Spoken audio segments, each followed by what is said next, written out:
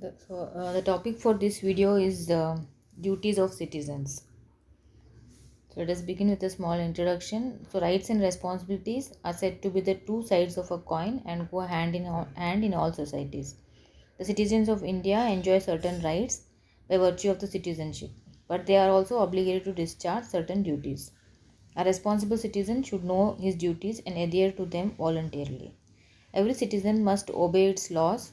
A responsible citizen should engage in activities such as keeping the environment clean, raising money for charities, conserving electricity, water, and other natural resources, respecting public properties, etc., and make the community a decent place to inhabit.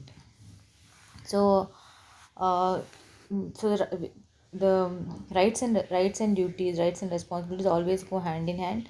So just as we enjoy the fundamental rights, as the citizens enjoy the fundamental rights, so also they are obligated by the fundamental duties or to discharge certain duties.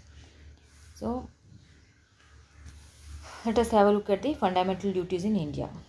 The list of 11 fundamental duties were added by the 42nd Amendment Act of the Constitution in 1976 under Article 51A. These are to be obeyed by all Indian citizens. So, originally the Constitution did not have this list of fundamental duties, but it was added by an amendment, the 42nd Amendment in 1976 under Article 51A. So the list of fundamental duties is as follows. Number 1, abide by the Indian Constitution and respect its ideals and institutions, the national flag and the national anthem. Number 2, cherish and follow the noble ideals that inspired the national struggle for freedom. Number 3, uphold and protect the sovereignty, unity and integrity of India. Number 4, defend the country and render national service when called upon to do so. Number 5, promote harmony and the spirit of common brotherhood amongst all the people of India, transcending religious, linguistic and regional or sectional diversities, and to renounce practices derogatory to the dignity of women. Number 6, value and preserve the rich heritage of the country's composite culture. Number 7, protect and improve the natural environment, including forests, lakes, rivers, and wildlife, and to have compassion for living creatures. Number 8, develop scientific temper, humanism, and the spirit of inquiry and reform. Number 9, safeguard public property and to abjure violence. Number 10, strive towards excellence in all spheres of individual and collective activity so that the nation constantly rises to higher levels of endeavor and achievement. Number 11, provide opportunities for education to his child or ward between the age of 6 and 14 years.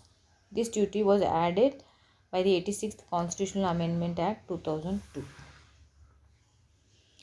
So, now as we have seen the list of the fundamental duties, let us have a look at some of the facts about the fundamental duties. So, the fundamental duties can be categorized into two, that is moral duty and civic duty. Moral duty, for example, cherishing noble ideals of freedom struggle, and civic duty, example like respecting the constitution, national flag and national anthem. And they essentially contain just a codification of tasks integral to the Indian way of life. The fundamental duties are confined to Indian citizens only and do not extend to foreigners, unlike a few fundamental rights. They are also non justiciable, similar to directive principles of state policy. That is, there is no legal sanction against their violation. The importance of fundamental duties.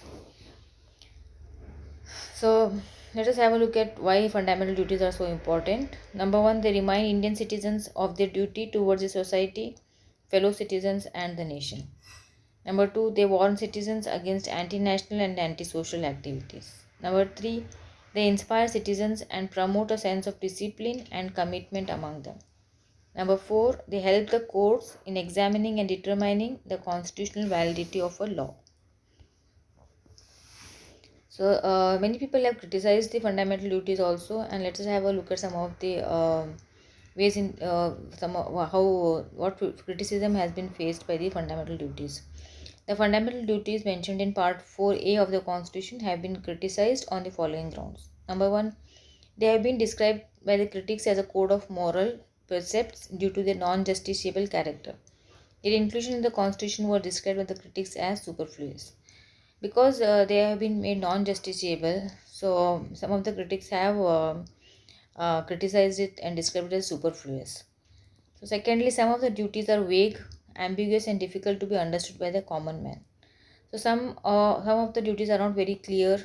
So it's not, it doesn't, it lacks clarity, which may make it very difficult for common man to understand. Number three, the list of duties is not exhaustive as it does not cover other important duties like casting vote, paying taxes, family planning, and so on.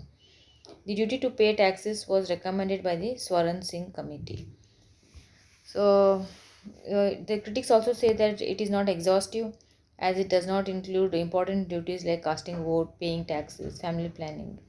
And as a matter of fact, the Swaran Singh Committee had recommended the duty to pay taxes as one of them. The critics also say that the inclusion of fundamental duties as an appendage to Part 4 of the Constitution has reduced their value and significance. They should have been added after Part 3 so as to keep them on par with fundamental rights. These are some of the ways in which the fundamental duties have been criticized.